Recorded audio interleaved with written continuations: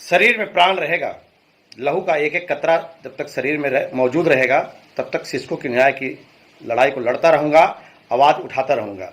आज के वीडियो में मैं आप लोगों के बीच एक वायरल वीडियो का जवाब दे रहा हूँ।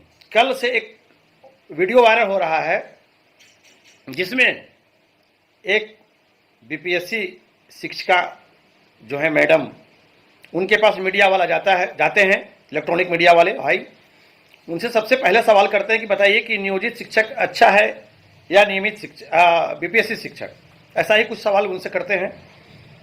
तो उनके द्वारा जवाब क्या दिया जा रहा है मैडम के द्वारा। देखिए मैडम का घमंड कितने सातवें आसमान पे है, घमंड की सीमा उनको यहीं से शुरू होती है।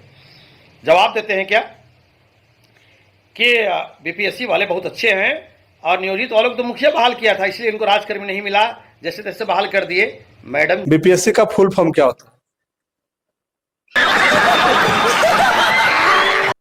बिहार के अभी शिक्षा मंत्री कौन है?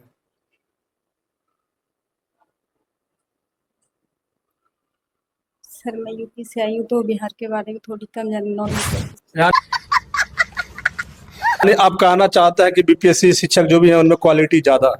हाँ सर, ज्यादा है, नियोजित से ज्यादा है वैसे देखी जाए तो। रहा नहीं जाता, तड़प ही ऐसी है ना। नहीं, सुके 12 भागा 12 प्लस 12 कितना होगा?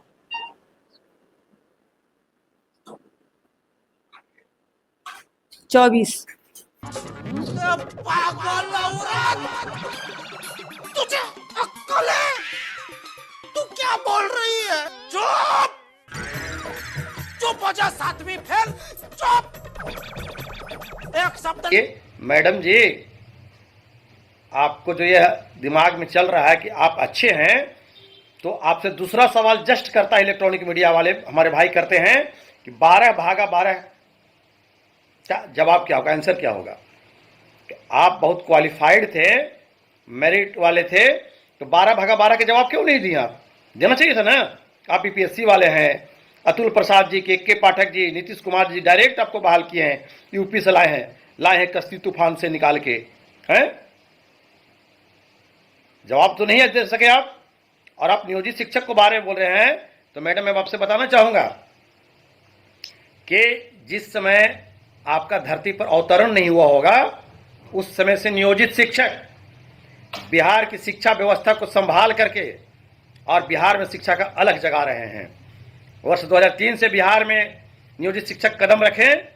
वर्ष 2003 से पहले बिहार में 25 लाख बच्चे विद्यालय से बाहर थे, और उन बच्चों को विद्यालय तक लाना और पहुंचाना, और आज जो बिहार का बच्चा हर जगह अव्वल ला रहा है, ये आपका योगदान नहीं है, क्योंकि आपको तो 12 भागा 12 के जवाब भी नहीं आता है। यह आपका योगदान नहीं है, ये बिहार का नियोजित शिक्षकों का योगदान है। और कहते हैं कि मुखिया बहाल किए हैं, मुखिया इनको खराब बहाल कर दिए हैं। आपकी जो बहाली हुई है ना, वो बैक डोर से बहाल हुए हैं। आप कितना पैसा दिए आप जानते हैं, पूरा सर्वव्यापी है, पूरा देश जान रहा है इस चीज को।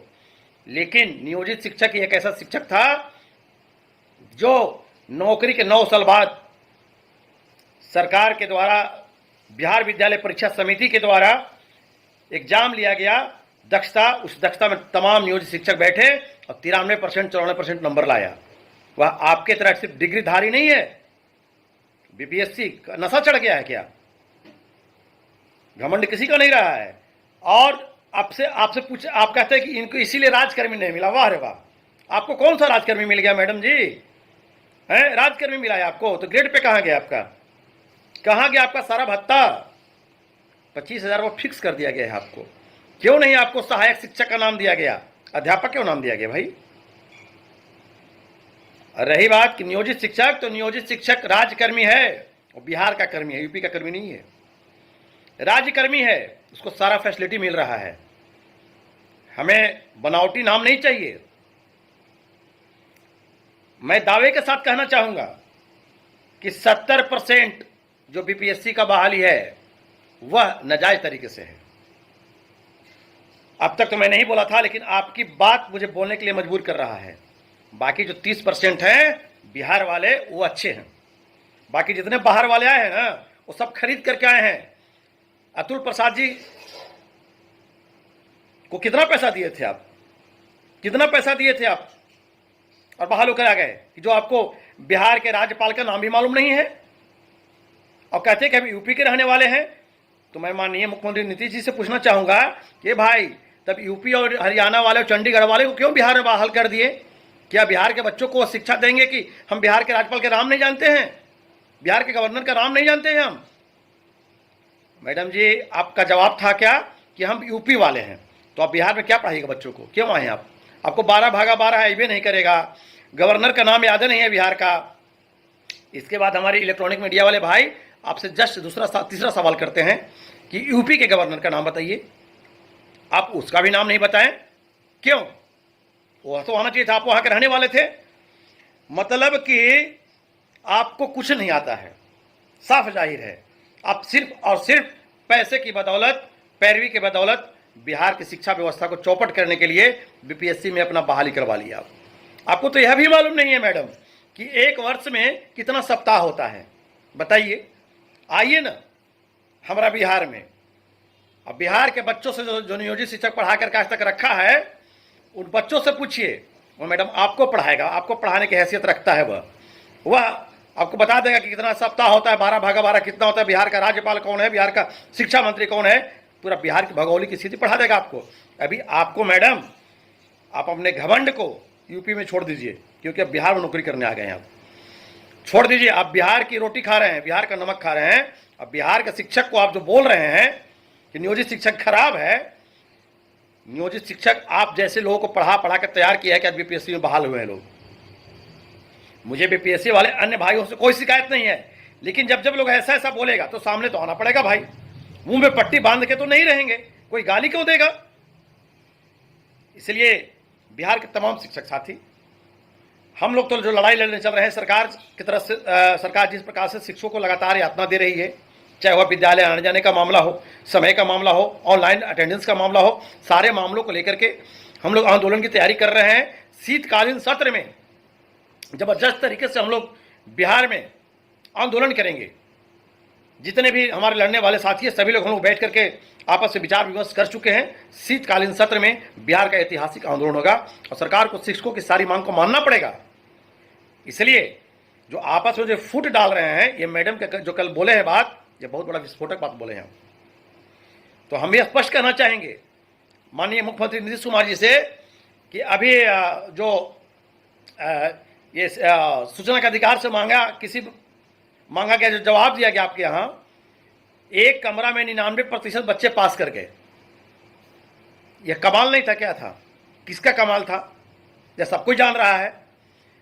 विकलांग और जो भी आरक्षी कोटा जो होता है, उसमें जो राज्य के लोग होते हैं वहीं के लोग बहाल होते हैं। विकलांग और आरक्षी कोटा, दिव्यांग जो भी है, ये सारे में सिर्फ यूपी बिहार वाले को छोड़ करके यूपी वाले को डाल दिया गया, हरियाणा वाले को डाल दिया गया।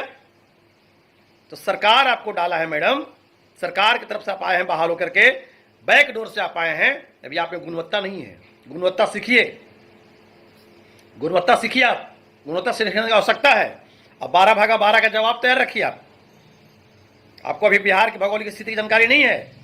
और जितने भी हमारे बीपीएससी वाले छोटे भाई हैं, मैं उनका सम्मान करता हूं।